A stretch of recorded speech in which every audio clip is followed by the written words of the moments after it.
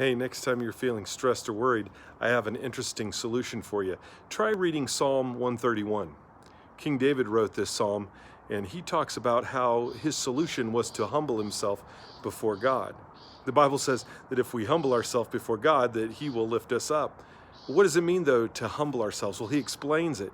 He says he didn't concern himself with matters that were too great for him. There's some problems, there's some things you can't fix. There's some problems in this world that are too big for you. And we feel overwhelmed by those. In pride, we think we ought to come up with a solution or we ought to do something about it, when really the solution is to turn it over to God and to give it to him. And that's what David says. He says he calms and quiets his spirit like a child that had just been weaned in its mother's arms.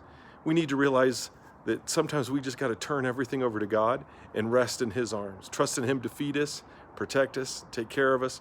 Some things are too big for us, they're too great for us, and we have to humble ourselves and admit that and say, some things we just got to put in God's hands and trust by faith that he'll take care of them.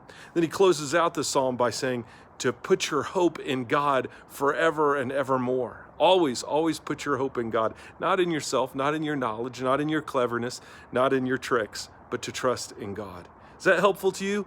That psalm was helpful to me this morning as I was reading the Bible here in Mexico.